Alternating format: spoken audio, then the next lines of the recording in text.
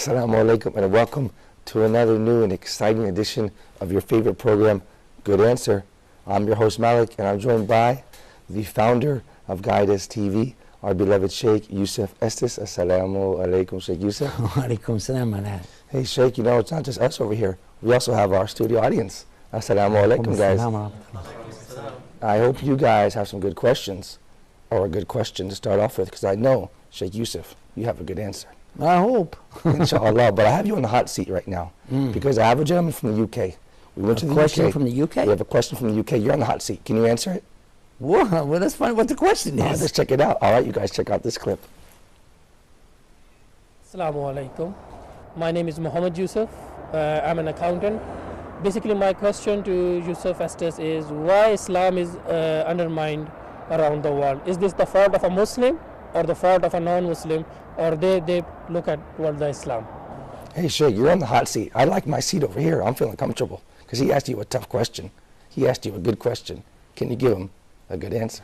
His question seemed like he said, why is Islam being undermined? Right. Is it from the Muslims? Is it from the non-Muslims? Exactly. Is that what he said? That's exactly what he said, yeah. Now let's ask the studio audience here. Anybody have something? My name is Muhammad. Yes, Muhammad. My question is, Sheikh, a lot of people are harsh in their treatment. I'm not sure if this is the reason behind that. Can you give us more insight about how can we treat with other people? Okay. Well, that is a good insight, actually, what you said, because I hadn't really thought of it from that perspective, but that's another way to look at it. When we talk about undermining, I'm not sure that I know exactly what he meant by the question. Right.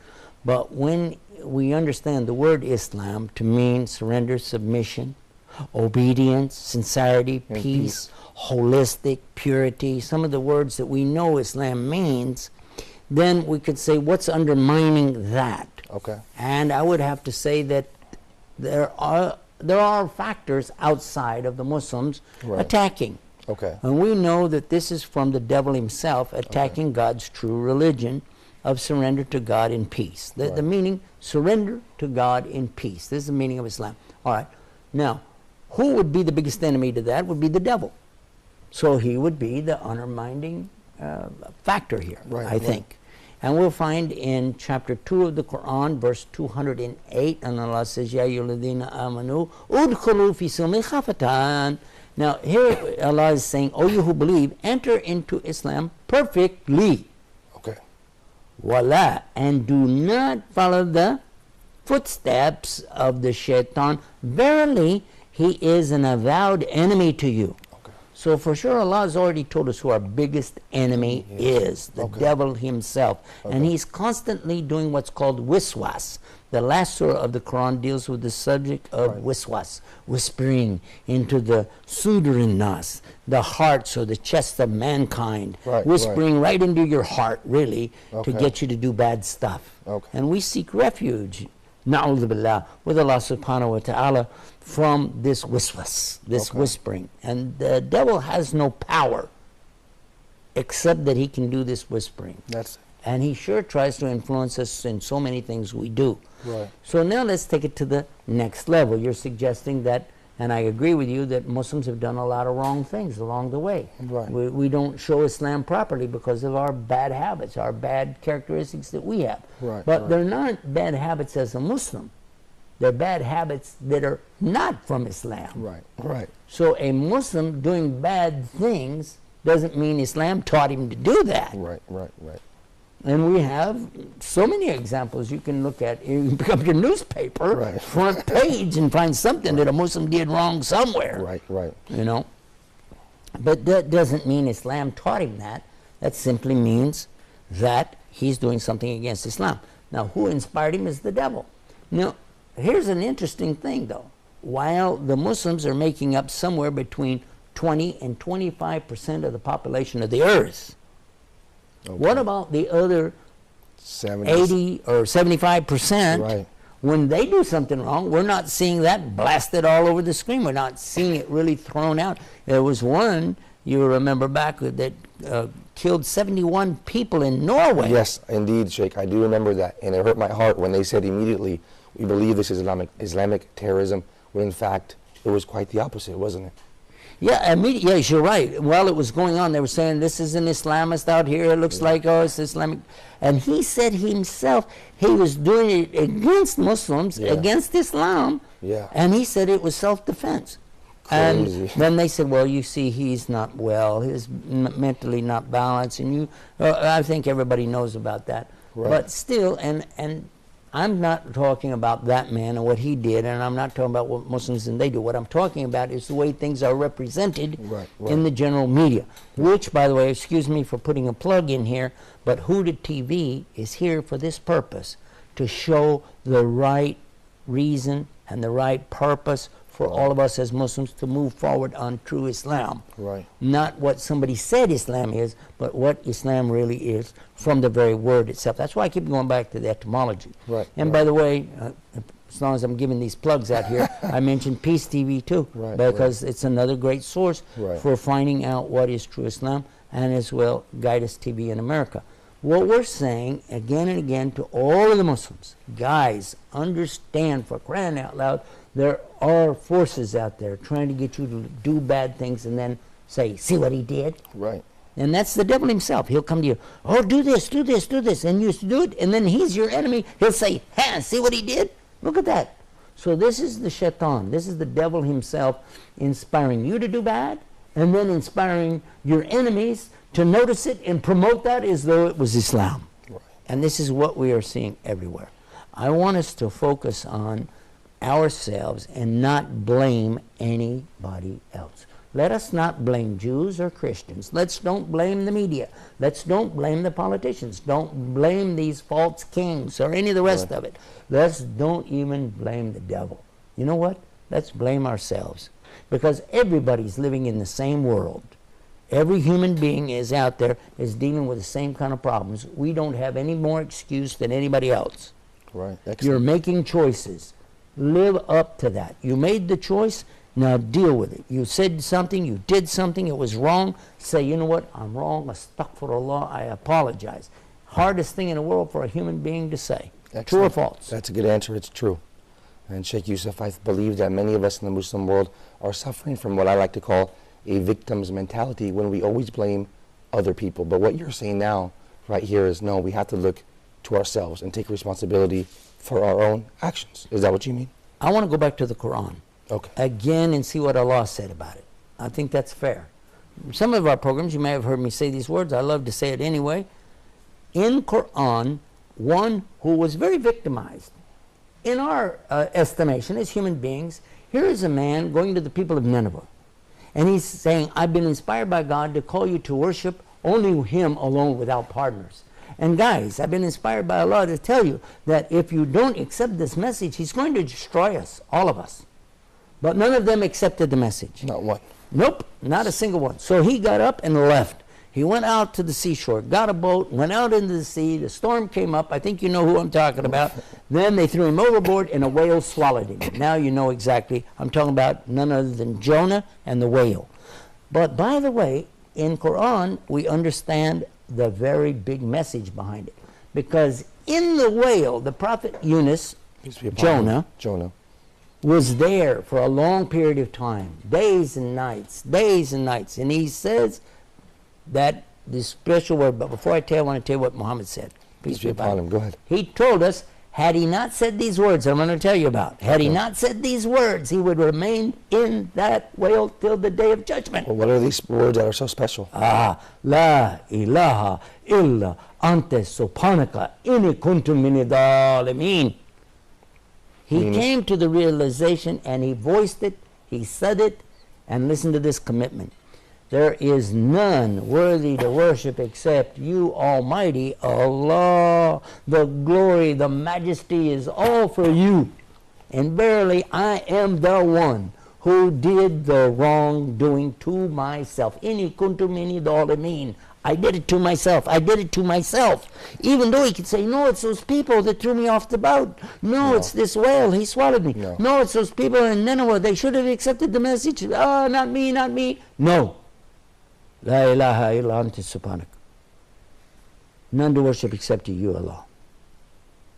And you are the majesty of all. Inni kuntu min zalimin. I'm the one that did the bad to myself. I accept responsibility for my action. I accept that I'm wrong. And by saying that, that's when Allah took the whale, sent it back up, spit him out. He went back to his people, and what did he find?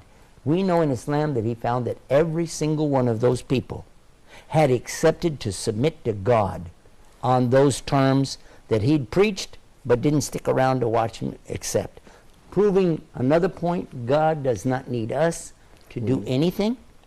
We are merely callers to truth. If the people accept it, fine and good. If they don't, you have no recourse. You have no recourse. It is not about you and them, it's about them and God. If they accept it, fine. If they don't, you don't do anything to them. Excellent. Another good answer, Shaykh Yusuf. So we can say here, the point is not just sincere repentance, but also taking responsibility for our actions. Absolutely. If you don't take responsibility for your action, how can you repent? Of course.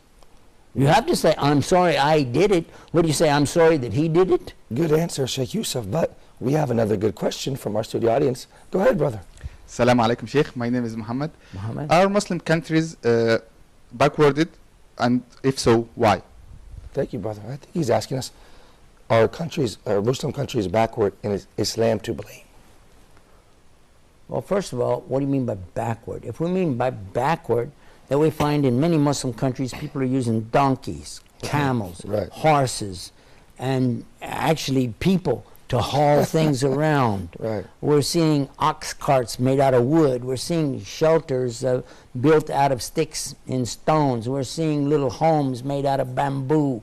And we're seeing people living in rice paddies and working in water up to their knees. And we're seeing all of these problems out there. Then we say, okay, they're backward. Right. What is the reason behind that?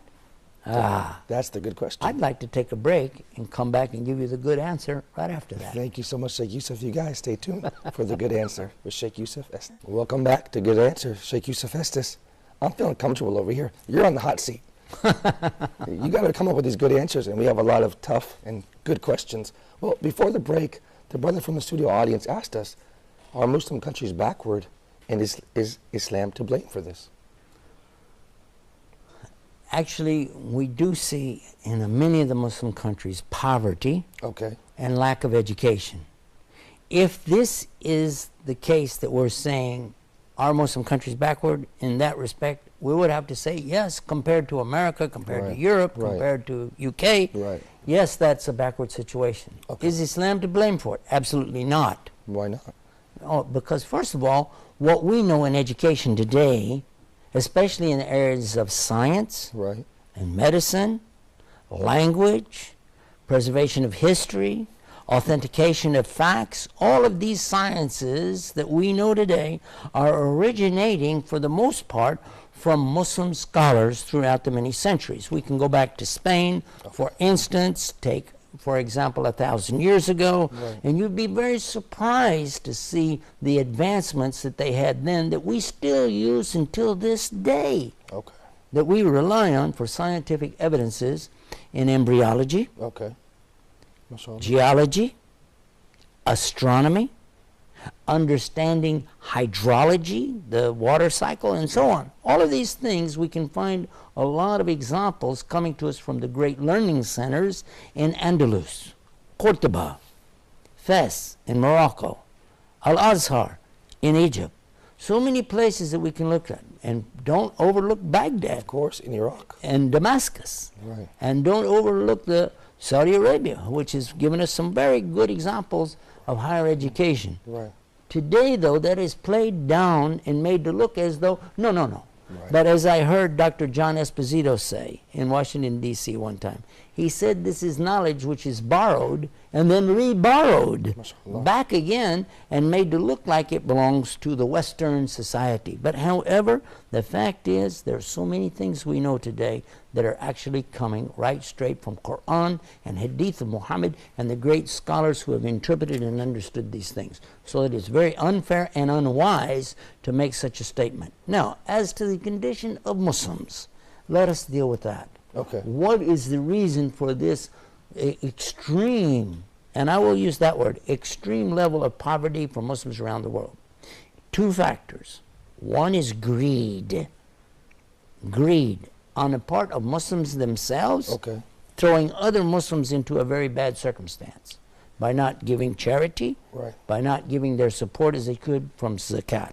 And greed from non-Muslim sources who want to take the resources from the Muslim lands for themselves. This is very clear what's happening. You don't have to be the rocket scientist. You don't have to be the star journalist to know what's really going on in the world is greed. And when there is greed, people do suffer, and there's no doubt.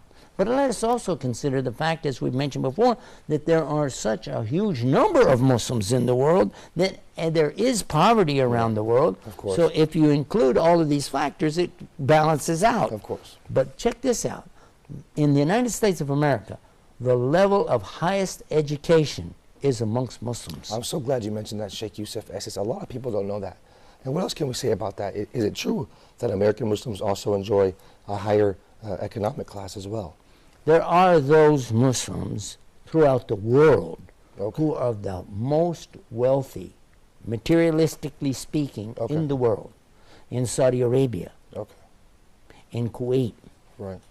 in Qatar, Right.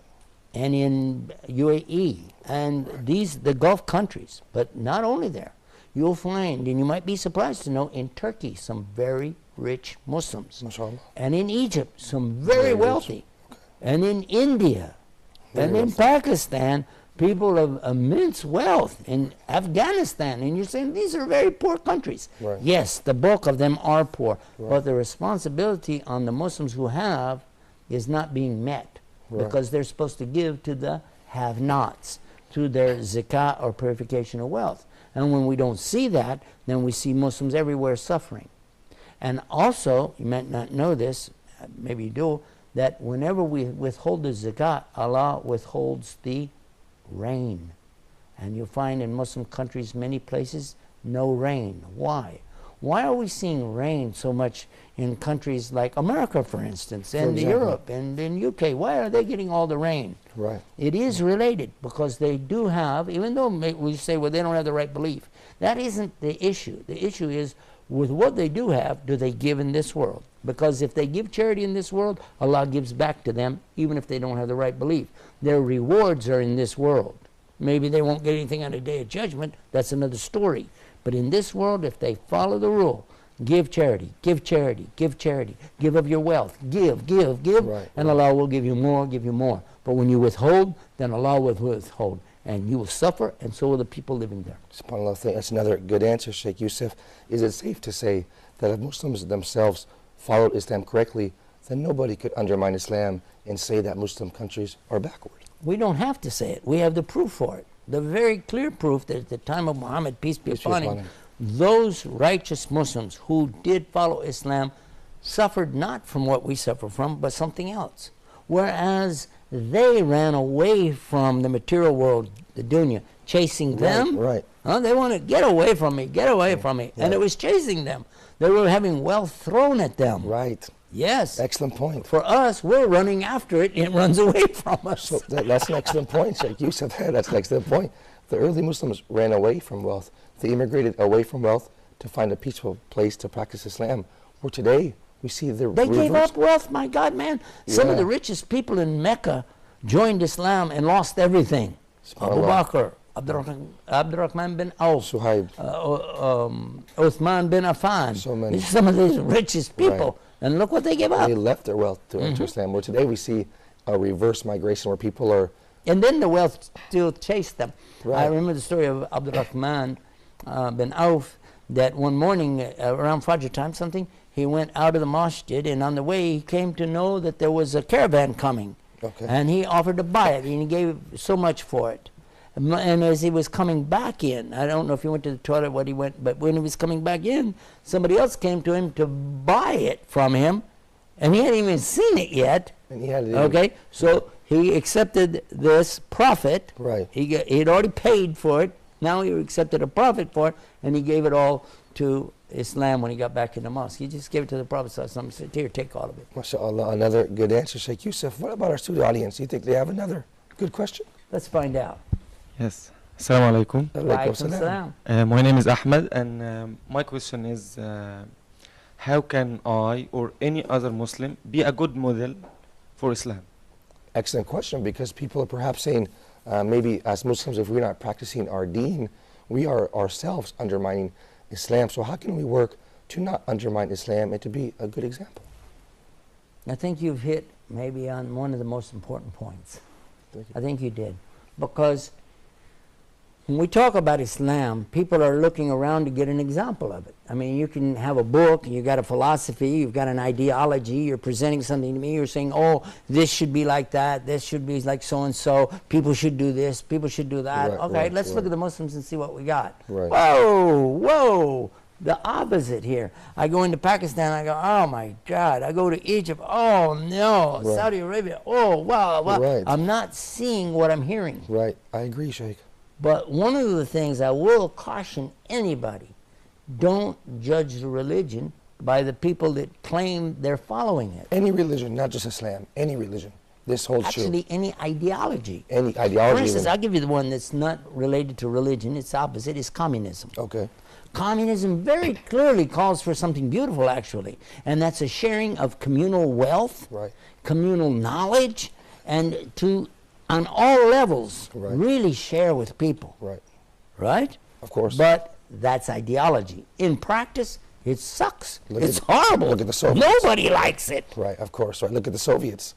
We can't say that they're actually practicing Not communism. true communism. Right, of course. What we know as communism from them is something horrible.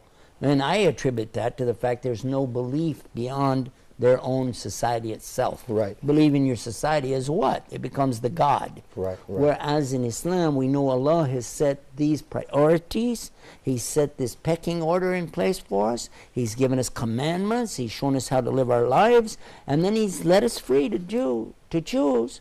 But if you'll choose what He said, you'll find that all this society will come together in a very nice way. Another good answer, Sheikh Yusuf Estes. What about the next episode? Do you think you have some more good answers? Because I have some more good questions for you. Well, we'll find out soon enough. Okay, you guys stay tuned next time for more, inshallah. For more good answer with Sheikh Yusuf Estes. Assalamu alaikum rahmatullahi wa barakatuh.